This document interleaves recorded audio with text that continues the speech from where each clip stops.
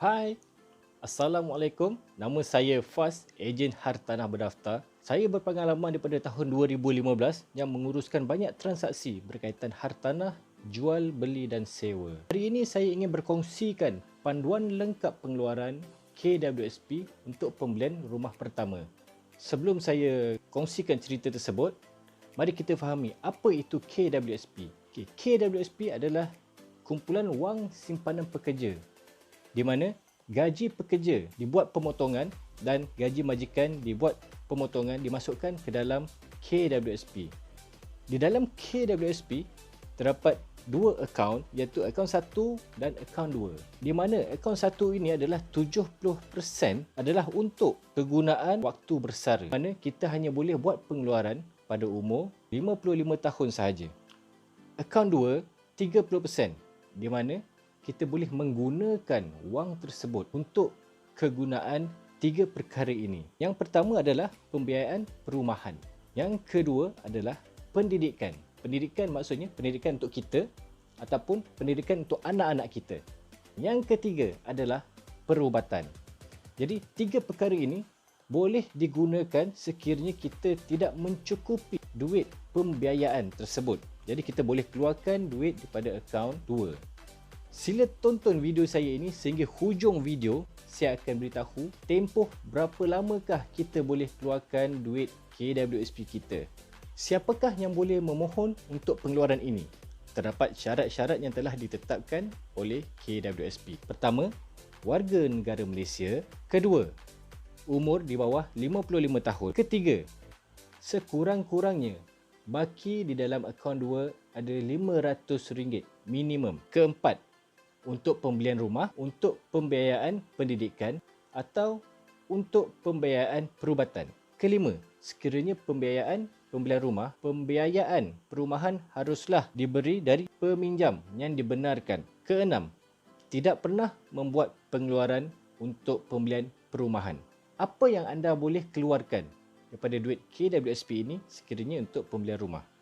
Pengeluaran individu, perbezaan di antara harga rumah dan pinjaman tambah 10% daripada harga rumah. Okey, apa maksud dia kat sini?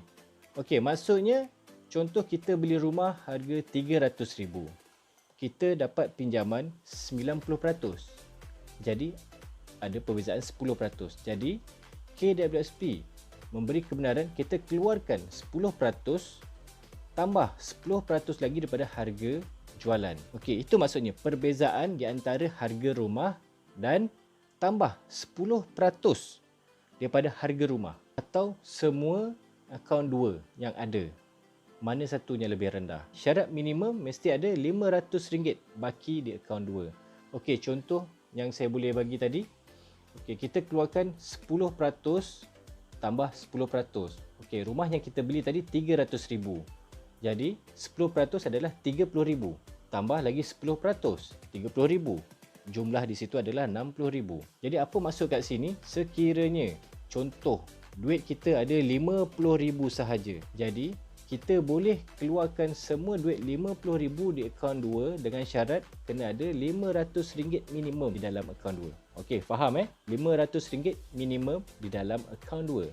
Okey, yang ni berbeza dengan pinjaman 100%. Pinjaman 100% kita hanya boleh keluarkan 10% saja. Sebab apa 10% saja? Sebab tiada perbezaan peminjaman dengan harga jualan. Pinjaman kita RM300,000, kita dapat RM300,000 juga. Jadi tiada perbezaan. So di sini KWSP membenarkan kita hanya keluarkan 10% saja, iaitu RM300,000. Berbeza dengan yang pertama tadi. Yang pertama tadi sekiranya kita dapat pinjaman 90%, jadi kita boleh keluarkan duit perbezaan pinjaman dengan harga jualan. Kita dapat pinjaman 90%, jadi ada perbezaan 10%. Sebab tu dia jadi 10% tambah 10%. So, faham apa beza dia pinjaman 90% dengan pinjaman 100%? Sekiranya kita buat pengeluaran bersama. Okey, apa maksud pengeluaran bersama? Pengeluaran bersama maksudnya kita beli rumah gunakan dua nama, sama ada nama kita beserta nama pasangan kita, isteri kita. Jadi di atas SMP ada dua nama. Dua nama ni, dua-dua orang ni boleh keluarkan duit KWSP akaun 2. Seterusnya, dokumen apa yang anda perlukan untuk buat pengeluaran KWSP pembiayaan perumahan? Dokumen yang anda perlukan adalah borang KWSP 9C dalam kurungan AHL. Okey, dokumen seterusnya adalah salinan dokumen bersama yang asal untuk tujuan pengesahan. Yang ketiga adalah dokumen perjanjian jual beli yang kita panggil SPA. Okay, apa itu SPA? Sales and Purchase Agreement. Yang keempat adalah akaun bank penama pemohon. Jadi kalau kita yang nak buat pengeluaran kerana kita yang buat pembiayaan perumahan, jadi akaun kita, akaun bank kita. Antara dokumen yang diperlukan lagi adalah bukti pembiayaan perumahan. Okey, maksud di sini bukti pembiayaan perumahan adalah LO, Letter of Bank, yang menunjukkan kita diberi pinjaman perumahan.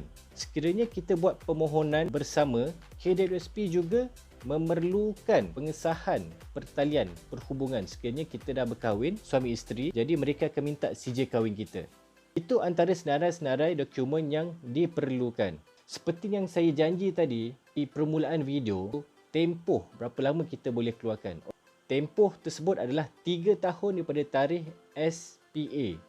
3 tahun daripada tarikh Sales and Purchase Agreement. Contohnya, sekiranya anda beli tahun 2020, anda boleh buat permohonan akhir adalah pada tahun 2023. Dalam tempoh 3 tahun ni anda boleh buat pengeluaran. Okey, sebagaimana contoh, sekiranya tahun 2020 anda tak memerlukan duit, tak nak buat pengeluaran, tak ada masalah. Tapi pada tahun 2021 ataupun 2022, anda perlukan duit itu. Jadi anda boleh buat pengeluaran dengan syarat tidak lebih daripada tempoh 3 tahun daripada tarikh SPA. Saya harap anda semua faham dan jelas dengan penerangan saya. Jadi stay, follow saya, subscribe channel saya.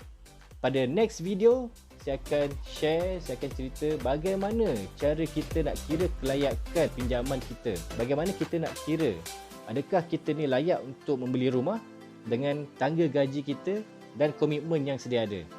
Okey, stay tune. Kita jumpa pada next video.